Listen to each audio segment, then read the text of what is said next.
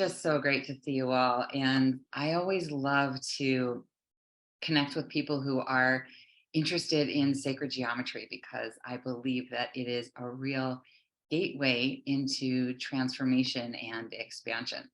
So I will tell you a little bit about why I believe that so strongly for myself and my experience. And then I'll talk a little bit about what makes sacred geometry so sacred.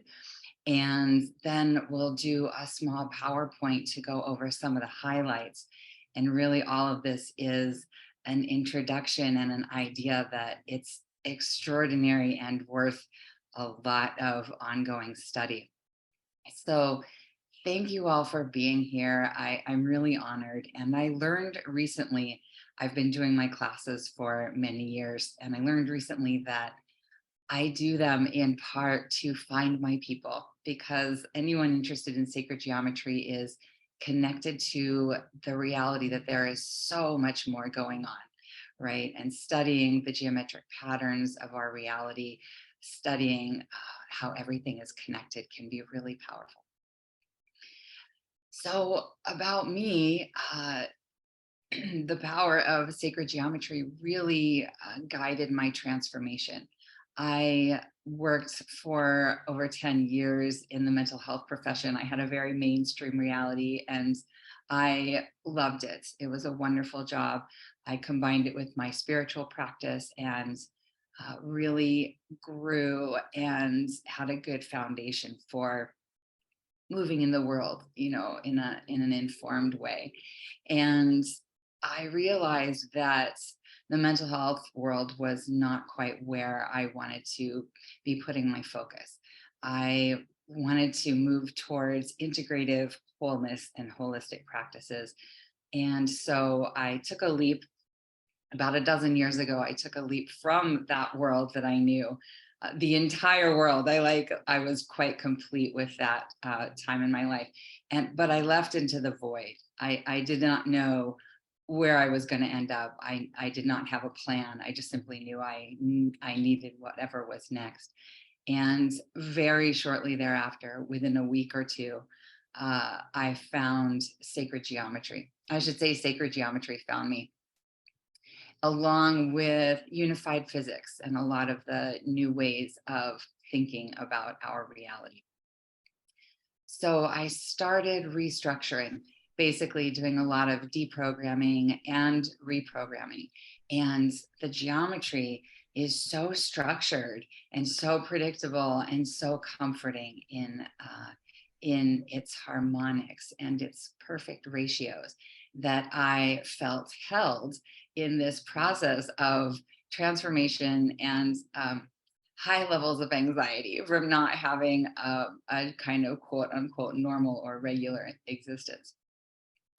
So I started drawing fairly compulsively. I did not know what I was doing. And I was really in that receptive state of just kind of opening to everything. I had a lot of different fantastic adventures, but I kept drawing. And I didn't know what was happening at the time, but what my system was experiencing was harmony and balance based on drawing. Because as you begin to focus on the geometries, work with these harmonic proportions, you are bringing your system into alignment, right? You're harmonizing your own system because, as we'll see in a little bit, we are the geometry, right? We're terribly connected to these shapes, and we are influencing our psychology, our physiology, our spiritual selves, our psychic selves. We're really tapping into the wholeness of who we are. So I kept drawing, and then I was drawing so much that friends were like, oh, you need to put that art up. You need to have an installment. And coming from the mental health world, I had no idea about artists and being an artist and having art installments. So I did that, and I put all the geometry on the walls, quite large shows. I've continued to draw. This Sri Yantra behind me is one of my pieces. And the geometry leads to expansion. That's the point of me sharing my story. Is it's been an incredible support system for opening my own guidance. And Once the geometry was on the walls, everyone wanted to learn about it. And so I started teaching, and I started having small classes and then teaching at community colleges.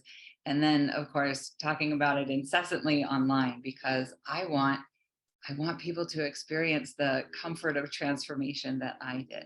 You know, changing your worldview, maybe changing your reality, relationships, jobs, all of it can be highly anxiety producing. But in our growth and evolution, a lot of times the external world shifts. And so these universal patterns are so predictable that they set a foundation. And we'll look at some of the universal patterns, and we'll look at how when you begin to see the geometry that is everywhere, it begins to break down the walls of separation and the illusion of separation. And these shapes actually connect us to more of life and create a sense of unity consciousness. So they're very powerful, and they led me down the road of expansion and self-expression. And I want to make a note that the geometry can really take you very far, because it did not stop with teaching. It led me to other areas that incorporate geometry, which namely crop circles, and studying the patterns in the geometry encoded in these beautiful images. And then, of course, I needed to go into studying the circle makers, and that led me quite far to various advanced civilizations and understanding our place in the galactic community, right? And really expanding beyond the limitations of this 3D reality, because the geometry expands us into our multi-dimensional reality and helps us connect with the all that we are, right? We are so much more than what we've been told. And I don't mean to oversell it, but my life is a result. My beautiful, precious life is a result of the combination of my spiritual practice and activating my system by drawing and studying sacred geometry. So that's why I'm here. I love to share it, and I love that you all are interested. I'm going to take a little sip of water because it helps me to just keep going in this beautiful flow. Because water has geometry. Everything has geometry. And so what makes it sacred? Like, why don't we just call them universal patterns, right? There is a spiritual element to it, and a level of consciousness that we want to incorporate. And it's funny because we have lots of associations with the word sacred and also geometry. And so this is an attempt to kind of reprogram and give you the backstory for the two ways that I perceive the two elements that make sacred geometry sacred. One is on a personal level, the other is on a collective level. So we'll see in a little bit in the slideshow how part of why it's sacred is because of our unique connection to the geometry, right? We are the geometry. And as we align with our systems, we create a sense of coherence. And in that coherence, we can align with all of our intelligence, tap into the psychic fields, tap into our etheric fields, and really activate our DNA, activate multidimensional capacities within ourselves. And so that feels sacred to me. That feels like accessing the ultimate beauty that we are capable of. And I hold that as very sacred. The other reason is that if everything has geometry in it, then that creates a sacred connection, right? That helps to unify us. We all have something in common. And that commonality, that common human experience is profound and has been relegated and ignored and marginalized. But when we start to talk about how we're connected, the symbolism, the patterns that bring us together, that connect us with nature, with all sentient life, that holds a sacredness that it's invaluable to me in this life. So these are two ways that the geometry influences my reality. It's empowering individually as also collectively. And so, like I said, I meet the people that are drawn to these shapes, that are drawn to sacred geometry, and that in of itself is pretty precious. So I forgot to mention that I'm going to do the slideshow, and then I want to open it up to some questions and answers to give everybody some time to talk and explore more. And because we're going to do, it's so silly to try and sneak in like a half an hour overview of sacred geometry, but we're gonna do it. We're going to give you a taste of it, and then also a taste of how I present and how I share the information and my passion about it, because that's part of why I wanted to create the 8-week course, is so that we could keep talking about it, because it's so exciting. I'm endlessly excited about it. It's been over a decade, and there's never a repeated experience. The geometry is the same pattern, but it's so unique for everybody, and I'm fascinated by it. I like to bring my mental health background into the groups and the classes, because it's also a form of art therapy, right? The geometry is so neutral that it encourages us to reflect our process back and learn from it, right? And so it's this whole deprogram, reprogram, expansion, and uh, comfort. So I would like to get into the PowerPoint. I'm going to share. It's probably, I don't know, 25, 30 minutes. And we're going to go over some of the basic shapes. And we're going to remember, basically, studying sacred geometry is a form of remembering, because we all know these things. We've just been, they've been programmed out. So much of this will be familiar. We'll look at some basic shapes and then also some more advanced.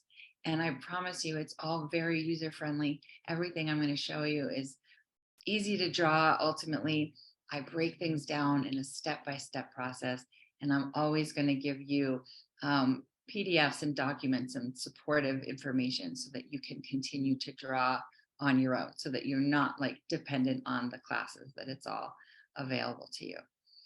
That's the idea, is to empower us. So I'm going to go into screen share.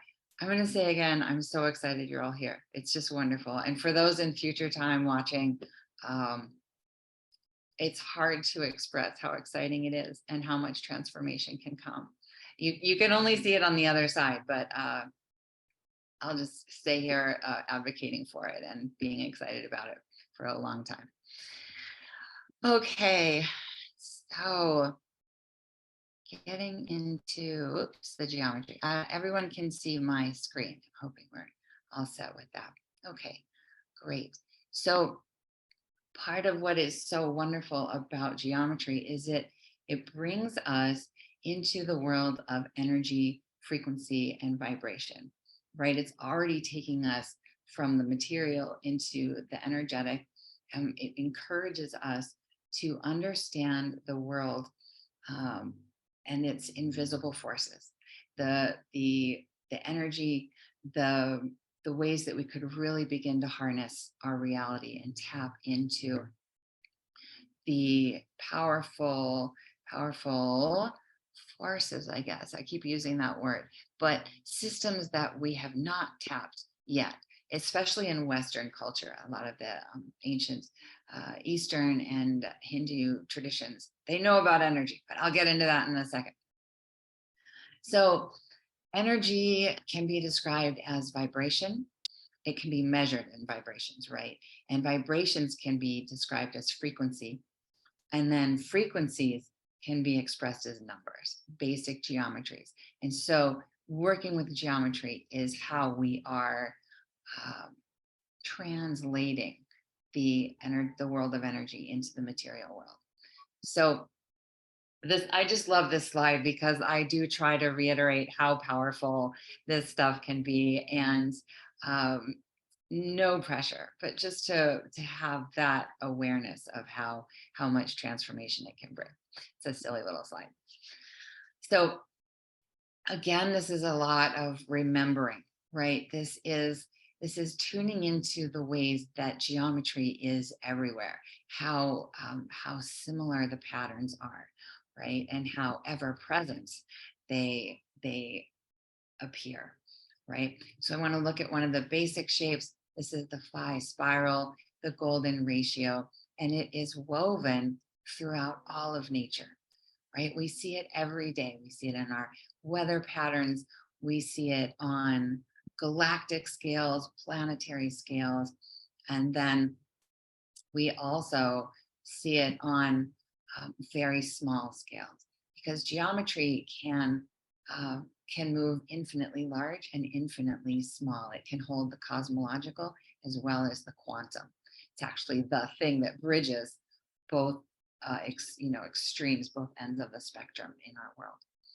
So from the cosmological to the smaller scale, but then even further into our DNA, right? We are fundamentally made of this ratio, and it's a harmonic equation essentially, but it's found in the proportion of our physical form. It's in the major building blocks of our DNA, right? This is one of the reasons why we relate to the external world through geometry, because it's in us and it's also outside of us. Every single aspect of our physical body conforms to this ratio. And it's a spiral. It's this beautiful spiral, but it's also a mathematical formula. Let me see if I have this slide. Where did I put this slide? I believe it's back here. I'm going to go back to the original slide. For some reason I'm missing. But here you can see the spiral, the golden ratio, is this harmonic, balanced expression of the flowing, you could say, right brain, divine feminine element of our consciousness. And it's partnered with the more linear, square progression of mathematical ratios, which is more the left brain, sort of divine masculine, if you will. And I really have a slide in here that's talking about this mathematical ratio. So forgive me for moving through everything again and again, but we can see the ratio in art, in all of the different ways and expressions of both man-made constructs. We see it in art, and we see it in architecture.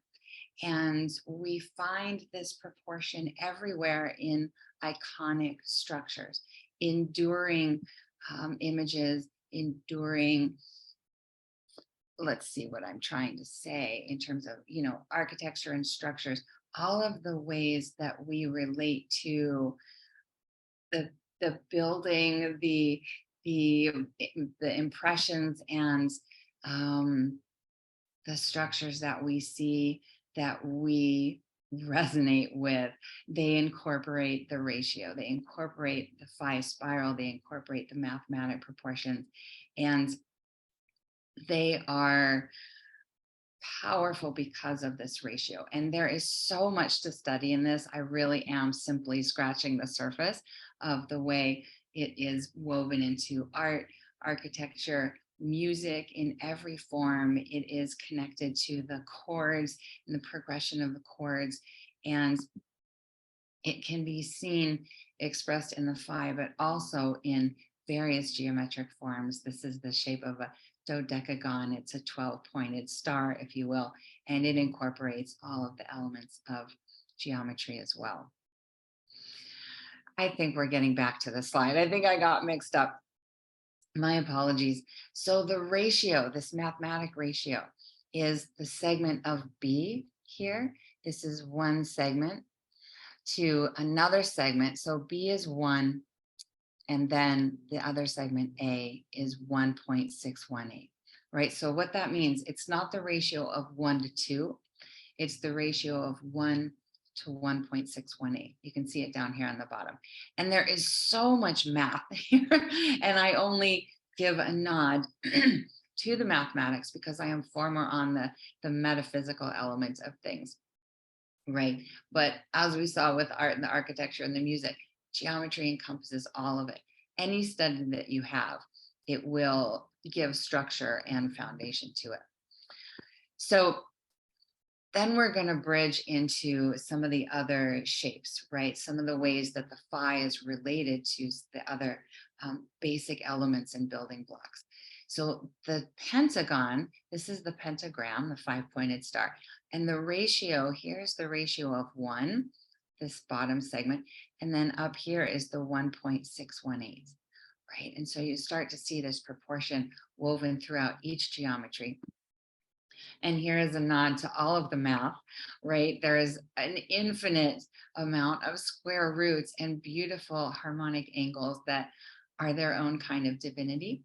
And I always like to work with engineers and mathematicians because I learned so much, because the breadth, obviously this is where we began to learn about geometry through Pythagoras and Plato and all of the original mathematicians and theosophists, theologians.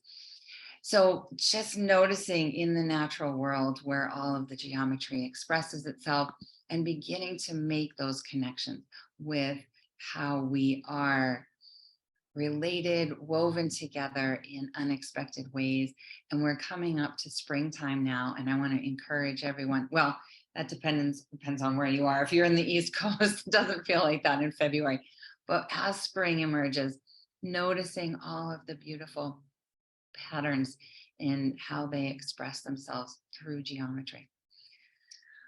So that's the natural world, and obviously this is five slides of pentagons and pentagrams, and it's an infinite study and how many ways this shape, this 5-sided shape, shows up.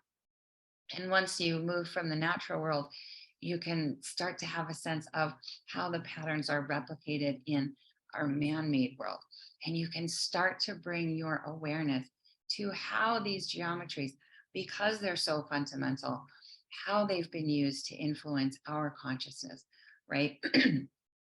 We exist, our reality is governed by 10% of our conscious waking mind, right? The other 90% and is governed by the subconscious process, right? Our subconscious mind.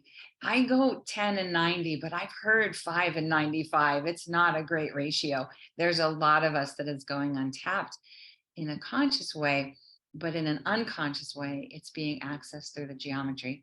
I'm going to show you what I mean here.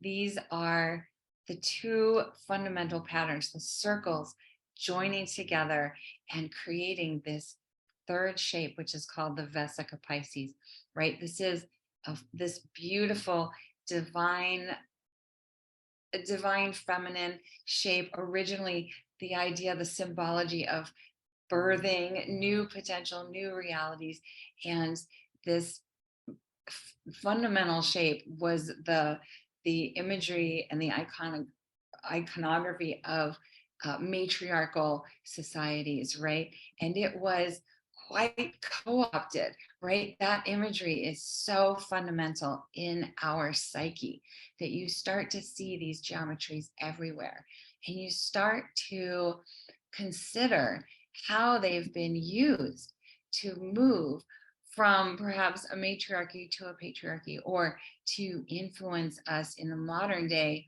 with various marketing strategies, ancient mystery schools that have the geometries woven throughout their symbolism. And the idea being that this can be empowering. Studying geometry can help you reclaim the ways that our consciousness has been influenced. I don't focus on the negative ways that it's been impacted. I focus on the empowering, positive ways that geometry can be used. But suffice it to say, it has been a large factor in forming our culture of consumerism and scarcity, and all of the ways that we move that are fear-based and very dualistic. And we can shift into how we are connected and how the geometry brings us together versus dividing us.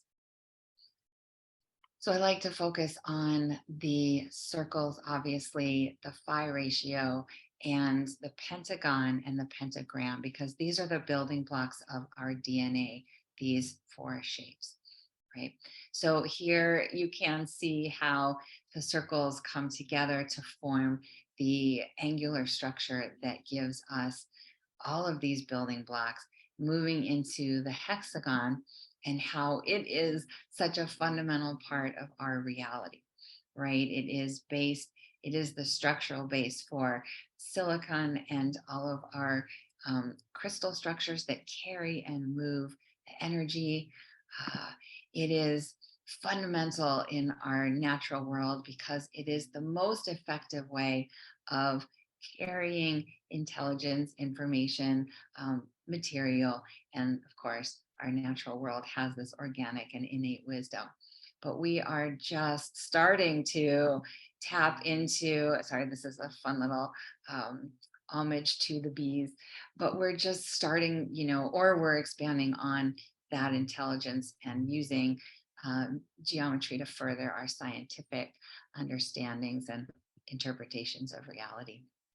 If you haven't seen some of the James Webb telescope images, I highly recommend these beautiful galactic universal star system images coming back. I spent a whole evening with them the other night, just kind of geeking out on how incredible the cosmos is, right? It is such an extraordinary thing to be this little human being on this planet Earth that is part of a solar system, that is part of a galaxy, that is part of a universe. I mean, we really lose sight of the connectivity and kind of our place in this world. And I feel like the geometry can really bridge that. The hexagon is everywhere, like I said, in the molecular structure. This is a beautiful crystal, kind of a sliced image of water, right? And how the structure is manifest everywhere on this planet, but as well as off planet. As I was saying, this is the North Pole of Saturn. So just example after example of where the geometry is obvious, but also not so obvious. And I'm sort of surprising myself with my slideshow as we go. I apologize. I thought they were in a different order. But again, the crop circles based in geometry, they are an incredible tool for expansion.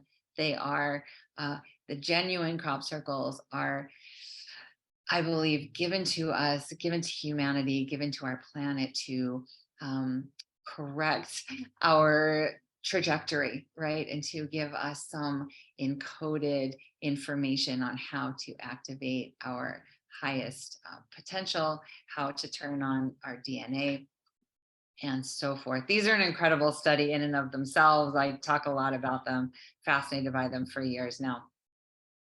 But you can see from that hexagonal structure, that takes us into what we do call the sacred geometry, right? So some of you may have seen the seed of life, that beautiful six-sided pattern, this harmony of proportion, and drawing it creates that sense of harmony. You are connecting with the geometry and then expanding from the seed of life into the flower of life, right? So the seed of life is called the seed. It's also called the Genesis pattern and the germ of life because it literally gives you the coordinates for every single geometry and the very structure of space-time. It's an incredible shape. It's very unassuming. It's 7 circles, but it's the fundamental structure. It gives us the patterns for how to draw everything, basically.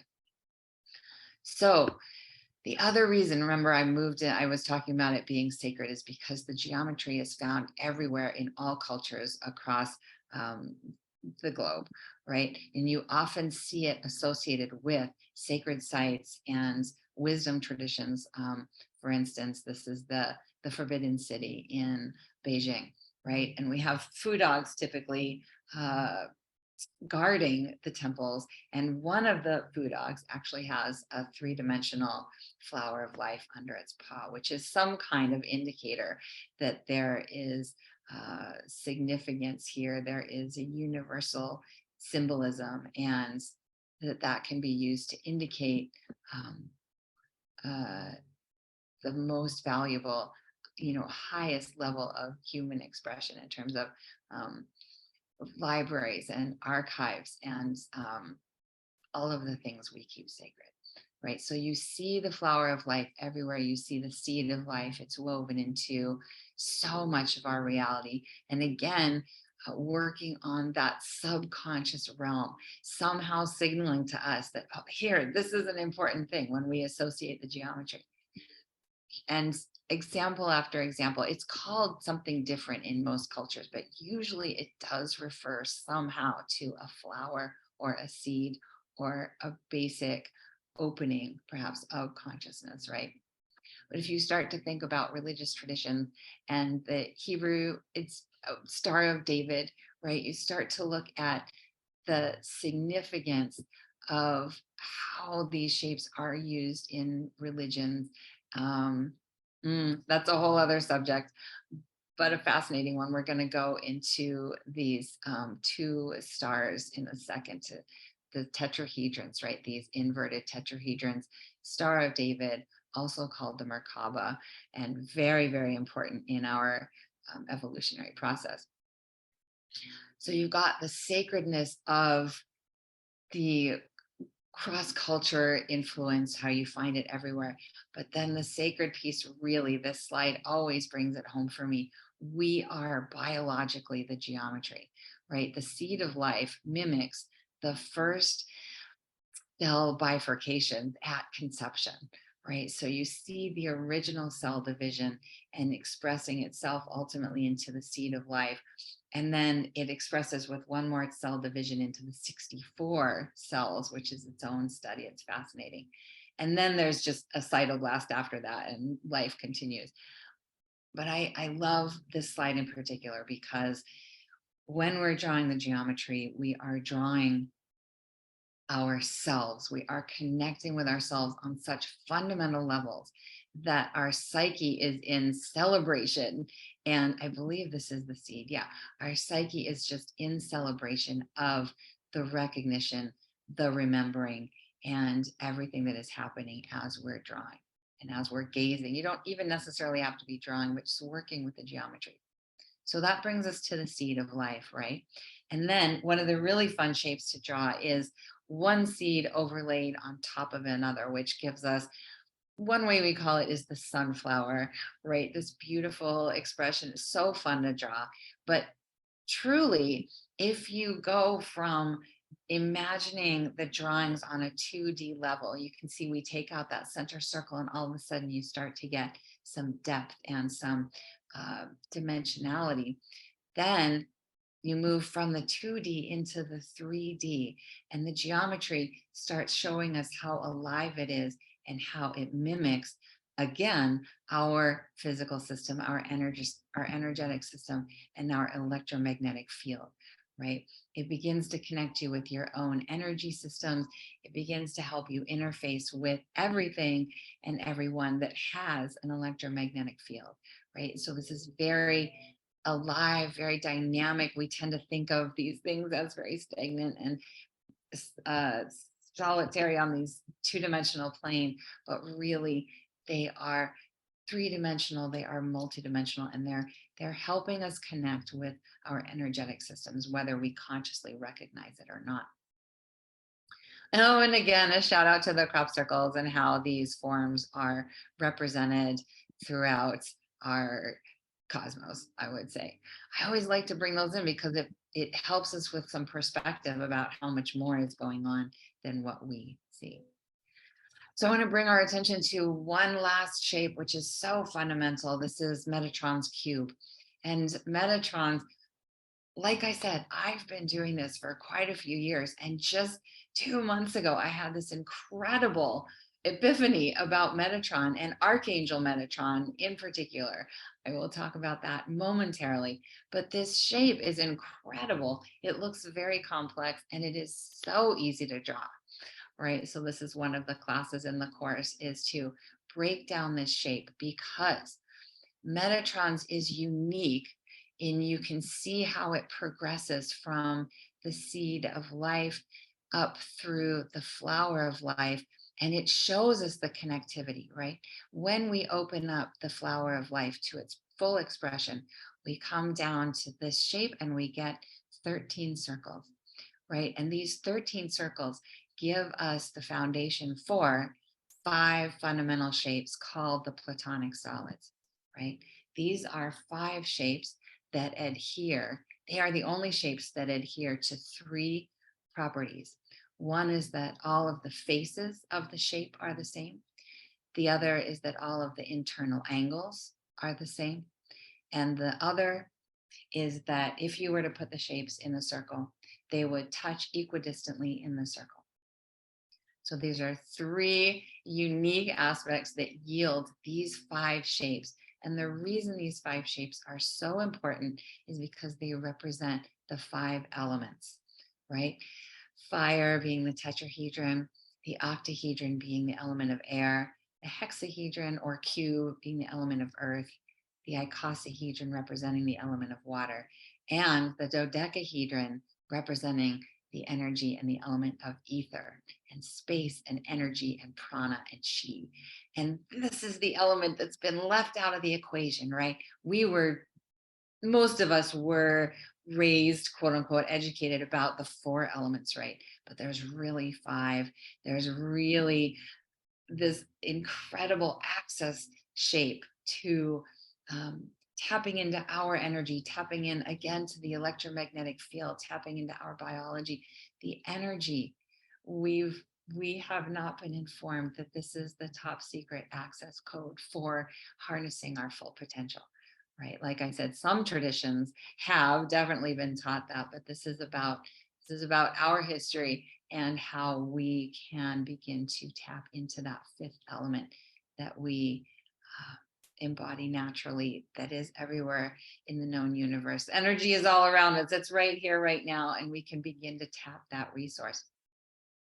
So this is a great slide that shows us how these 5 shapes are woven into Metatron's cube, right? You can see how the tetrahedron fits on the top left, and then the cube, the icosahedron, the octahedron. And when we draw these, we break them all down. So you really start to get a sense of how each shape is contained, and that this shape contains all of it. So again, on that subconscious level, when you're drawing, you're tapping into these shapes, these elements, bringing them alive in your system, and then leading to the star tetrahedron, right? This is 2 tetrahedrons overlapping each other to create a star.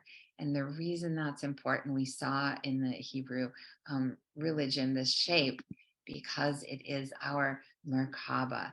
This is the geometric shape of our light body. We as non-corporeal beings are represented geometrically by this shape. If we were able to shed our spacesuits here, our physical form, we would look like a geometry. We would look like a star tetrahedron.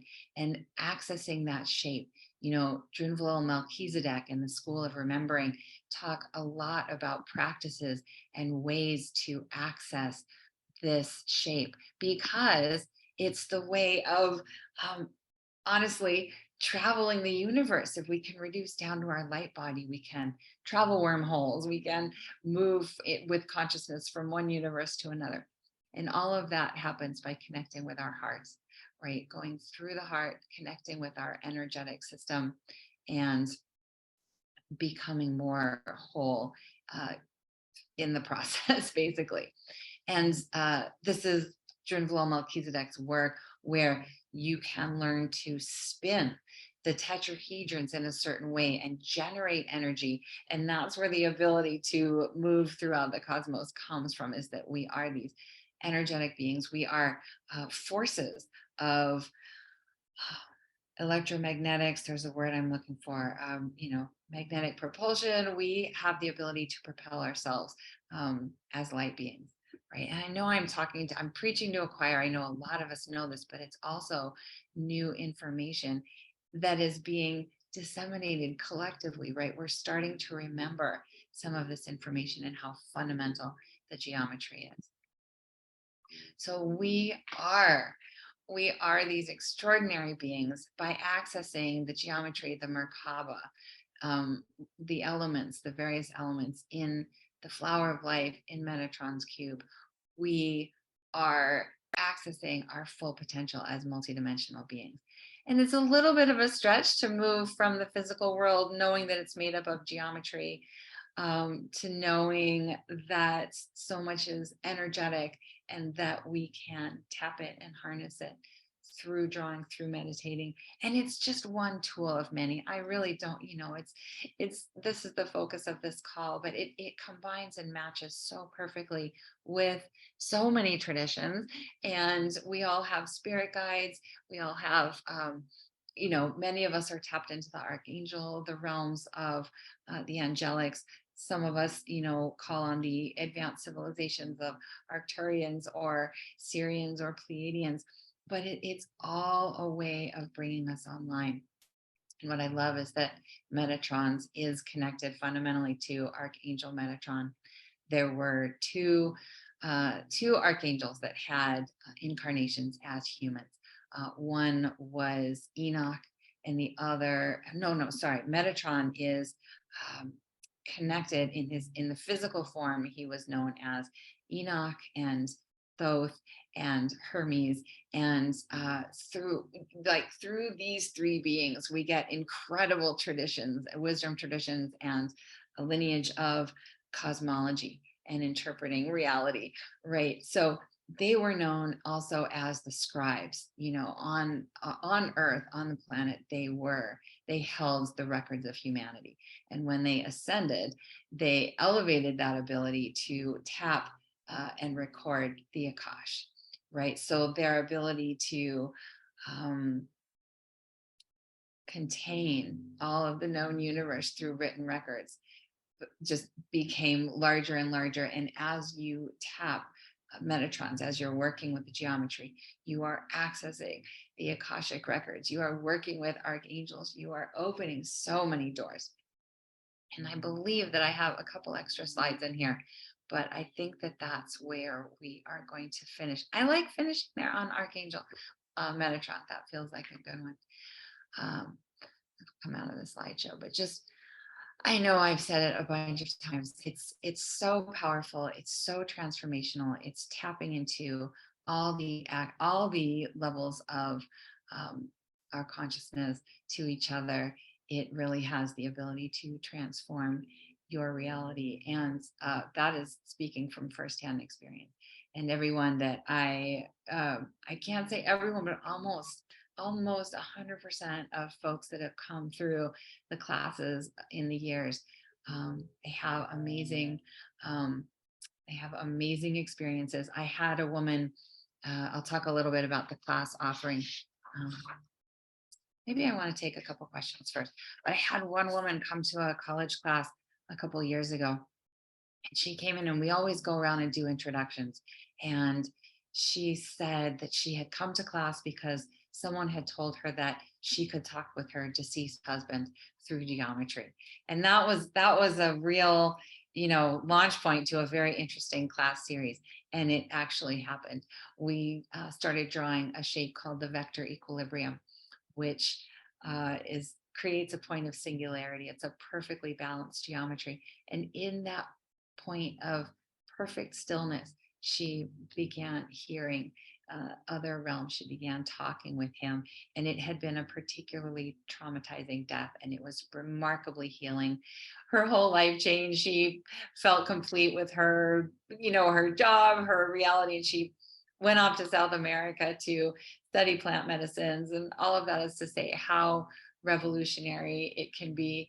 And I mean, I have story after story of someone who came in to do neurological repair work after a surgery, right? And she ended up creating alignment and restructuring her thought process so that she could focus. I mean, this stuff is amazing. So let's see, I think we have time for one or two questions, then I'll say a little bit about the course. I had a thought a second ago that I dropped, and if there aren't any questions, of course, I'll just go into a little more detail about sharing the geometry. Oh, I know what it was. I wanted to say that we focused on the seed of life, the flower of life, Metatron's cube, and those are just kind of the three rock stars, right, that lay the foundation. But the classes go into so much more. we've got 2 courses on polygons. You saw how the hexagon and the pentagon are fundamental building blocks. They're also used like throughout mystery schools and traditions to control and manipulate our environment, right? All these classes, all these drawings, you start to regain sovereignty and connected consciousness to yourself and to the rest of the universe. And then there's the tesseract, which is an 8-fold hypercube geometry that is the shape of time travel. There's also a class where we focus on the dodecahedron because it's so significant with its ability to connect us with the energetic and the ethereal. And let's see, the tesseract is really a fun one. There's also, there's so much, I just can't recall at the top of my head, but there's a few more is what the point is. And I think that I'm going to say that we have a special offer for the class.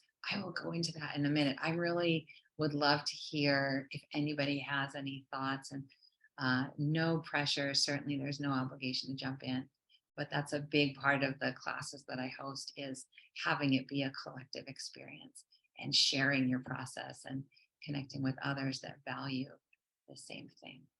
Yeah, Jude. Are these pre-recorded classes? These are live classes that are recorded, so you can watch them at your own pace for sure. But I like to do the pre-recorded classes, which are on the Star Family Wisdom site. But I also like to do the live classes because of how interactive and how powerful it can be to be real time with each other. So it's both or? I have a pre-recorded class online, which is its own separate thing. It's on Star Family Wisdom. This 8-week course that's coming up, this is real time in person, but because it's on Zoom, it will also be recorded, so you can access it at your own pace. Okay. Yeah. Does that clarify it on the second round? Yeah. So you get the live class, and you also get the recordings? You get the recording of the live class. Yeah. The live class. Well, that's okay. Thank you. It's you know, I used to love to have the in-person classes, and the pandemic changed everything, but now there are benefits to being online and being able to, you know, meet people across the globe. So yes, you get your materials. I go into all of the details about the drawing and the information, much like today. And then I also give you a PDF for to have at home that breaks down the geometry step by step, just like I do in the classes. So yes, the classes are on Saturdays, and they start on February 18th, right? February 18th, Saturday at 1:00 p.m. Pacific time. And let's see, we have a really great discount offer right now. That's part of why we wanted to let everybody know about how exciting it is to take the classes. Normally, I think this class, I think we were offering it for like 300 something. Yeah, quite a lot. So almost $400 is $399 for this whole series. It's basically half off. That's basically why we wanted to give this opportunity. It's $199 for one payment. We also have a payment plan where you can sign up and pay in installments of $149. So it's a little bit more expensive. Really worth the while to invest now. And it's the 8-week course. And it's also available, it's also recorded, and PDFs, everything that you will need to continue drawing on your own, as well as ongoing support. So any other thoughts? I know we've got Mary Beth on camera, Ron, Natalia. It's lovely to see you all. Jenna, nice to have you here. Was it exciting? Was it as exciting for you guys as it is for me? I'm just always so turned on. It looks like we've got some nodding heads, which is great. Yeah. I did one of the classes from the website, and so I bought all the supplies and everything. Lately, instead of doing geometry, I've just been coloring. Yeah. From the medallion coloring book. So I've just been, but of course, those shapes are all involved in there, and you can really see the patterns. Mhm. And then, so it's been interesting picking out what pattern and how I want to color it. So I have been seeing shapes within shapes. Mhm. Been interesting. Yeah, it starts to happen. Like once you start, you can't stop, because it is everywhere. And the classes, we draw the bones, right? And usually those artists, like lots of people, they're like, I got to color, I got to see the patterns, but we don't do any of the coloring, but we just light your fire so that you want to go off and color and keep drawing and create your own mandalas, right? Like we've got the mandalas in the coloring books, but this is the empowering place where you can make your own structures that then give life to your own artwork. And or not, there's no pressure. You can just sit and look at the seed of life and feel into it, meditate with it. We do a lot of meditation because when you combine breath work, when you combine breathing, there's this left brain focus of uh, the structure and drawing technique and how to get the compass right. But then once you master that a little bit, which only takes a couple of times, once you start to get the idea of the form and function, then you can allow your right brain, so to speak, to kind of activate the experiential of it, right? We've got the doing and the being that is combined with the drawing and the breath. And you've got the alignment of both hemispheres of your brain. You've got this synergy of the divine masculine, the divine feminine. There is so much balance and harmony when you draw. I just feel like I'm such a big fan, obviously, but more and more. Jenna, did you want to jump in with something? Oh, yeah, I just wanted to say thank you and a big appreciation for you, Naughty. My experience with sacred geometry has been so transformative and incredible in the evolution of my life and work. It's been really, really profound seeing what sort of information I'm now able to access using the geometry. And I just thank you for that because you came into my life to bring sacred geometry to me and to Star Family Wisdom. And I'm just forever appreciative of you and the Sri Yantra. Oh, the Shri, right. Yeah, I mean, I love how the geometry partners with Star Family, right? Because it's tapping into that ancient, kind of pre-cerebral archetypal symbology, and that begins to open our consciousness to our galactic family, right? And so I love that the geometry is on Star Family Wisdom and that you're offering this. And I'm grateful for everything that you're offering as well to help us connect with um, our Star Family. Yeah, and so you put the link to the course, and then I had another link. There's a separate link to the discount as well, right? There's the general course page, but then there's also the $199 for today, which is that's 8 classes. That's like 25 something for a class, which is quite a bargain. So, and it's not, but right, it's not just the class, it's not just the drawing technique. There really is something. We create a field together that helps expand our ability to resource the geometries, the elements, our organic abilities. So I just I mean, seriously, I've been doing it for over 10 years because it's so powerful and because I love the group process. So we've got a couple minutes left. Anybody else have any questions, either practical about the classes or anything covered today? So glad you're all here. I love it. I was feeling some big crown chakra activation as you were talking towards the end there, Naughty. Mm-hmm. It's it's hard to accurately estimate what it can do. I'll say a little bit about the Shri because that's a different category. You know, we've talked about a lot of the symmetrical geometries that are ever present. The Sri Yantra is based in the Hindu tradition, right? This is one of the most powerful mandalas that you can sit with. It is asymmetrical. There are 9 triangles. There are 5 that point down that create this receptive container, which make it a divinely feminine shape, and governed by the goddess Lakshmi, right? Who is responsible for bestowing all abundance and blessings. The Shri is described as the grantor of wishes and all of your dreams coming true, because that is part of what Lakshmi is.